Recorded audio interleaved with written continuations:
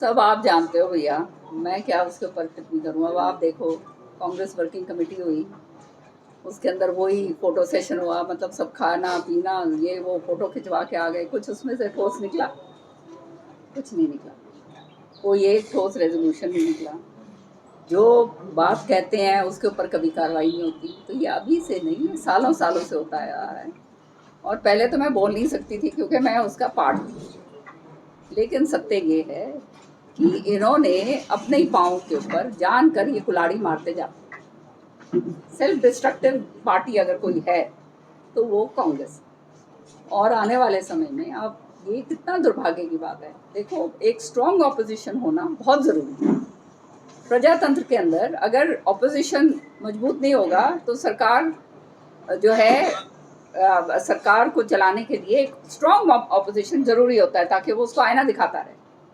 लेकिन यहाँ पर तो सारा कुछ जो उनकी हाथ मिले हुए हैं, पूरी तरह से मिले हुए हैं। और क्यों मिले हुए हैं ये भी आप जानते हो।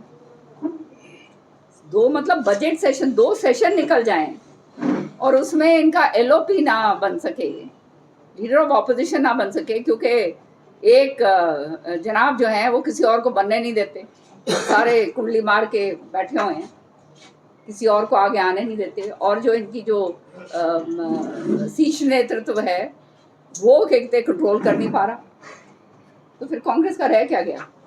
तो हम तो ये चाहेंगे कि ये इसी तरह से काम बनता रहे, इसी तरह से चलता रहे। हाथ ये हमारे साथ मिला के बैठे रहे हमारा काम चलता है। दीपेंद्र हुड्डा ने बयान दिया कि कांग्रेस की सरकार बन चुकी थी, लेकिन बीजेपी ने मैनेज किया, लोग को शोध करके जो है वो सरकार बना दी। अब छोड़िए इनको, क्या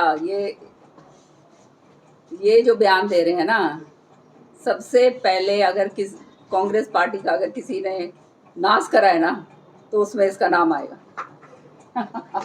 कल मैम जिन से भूपेंद्र सिंह हुड्डा ने काफ़ी कांग्रेस पर हमलावर दिखाई दिए, वहीं संगठन की अगर बात करें तो उन्होंने कहा कि कांग्रेस को संगठन मजबूत करने की जरूरत है, पहले मजबूत संगठन किया जाएगा, नेता प्रतिपक्ष तो चलता रहेगा।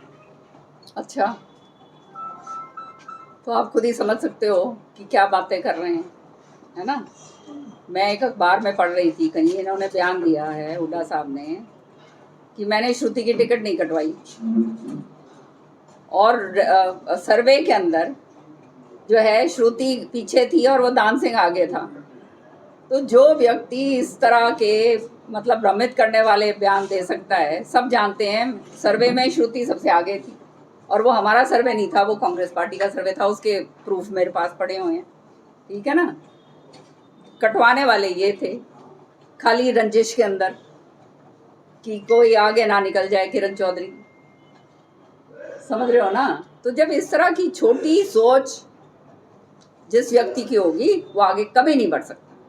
राजनीति के अंदर सबको लेकर चलना पड़ता है। जब सब चलेंगे, इकट्ठे चलेंगे, आगे बढ़ेंगे, तभी बात बनती है। छोटी सोच से कभी भी आदमी आगे नहीं बढ़ सकता। और इनकी जो है कहानी वो पूरी वहाँ पर है। अच्छा होता कि ये जो है अब ये हट छोड़कर कि मैं और मेरा, कोई और यंग नेता को आगे लेकर आते, जो आगे जो है चलकर मतलब वो काम कर सके, लेकिन नहीं होने देते, कुंडली मार के बैठे हुए हैं, है ना। तो ये तो इस तरह की, अब ये हमलावर हो चाहे कुछ हो, सारी जनता जानती है कि अंदर से हाथ इन्होंने हमारे साथ मिला रखा। चलो, हिसार सांसद है, उन्होंने कहा कि जो हिसार में एयरपोर्ट बनाना, तो एयरपोर्ट है, ड्रम है ना, उसका दर्शन नाम है, बार बार कहते कि ये गुमराह किया जा रहा है। कल प्रधानमंत्री जी ने विधिवत उसको जो है इनॉग्रेट करा है। वहाँ से अयोध्या के लिए जो है फ्लाइट उड़ी है, 60 लोग जो हैं उस प्लेन पे बैठ के आए थे और पूरे के पूरे फिर यात्री टिकट लेकर अयोध्या तक गए हैं। अग्रसेन जी के नाम पर वो एयरपोर्ट है, उसका सेकंड बिल्डिंग के लिए, सेकंड टर्मिनल के लिए शिलान्यास करा गया है। तो फिर तो जो ऐसी बात कर रहे हैं वो उससे ज़्यादा मूर्ख आदमी तो कोई हो नहीं सकता। वो तो कह रहे हैं कि ये नाम हो तो वो राजनीति छोड़ देंगे। तो भैया ये ऐसे लोग हैं जिन्होंने जो सब कुछ कर सकते हैं ज़िंदगी में, सारी बात कह के और फिर पूरी बातें कह के और फिर सामने वही बात आ जाती है। ये आप सबको नहीं दिख रहा कल क्या हुआ है।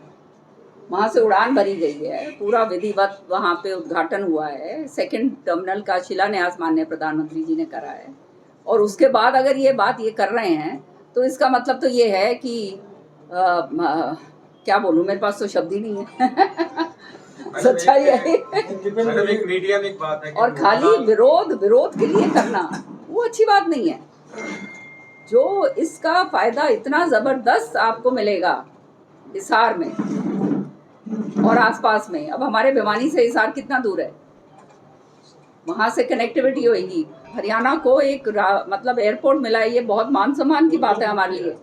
शुरुआत हमारे खट्टर साहब ने इसकी करी थी और आज जो है उसको पूरी तरह से प्रधानमंत्री ने क्रियान्वित कर दिया है, विधिवत जो है उसका उद्घाटन करा, प्रधानमंत्री उद्घाटन कर रहे हैं। तो ये यूं ही थोड़ा छोटी मोटी बात है क्या? ये तो मेरे को तो समझ नहीं आती है किस तरह के राजनीतिक लोग हैं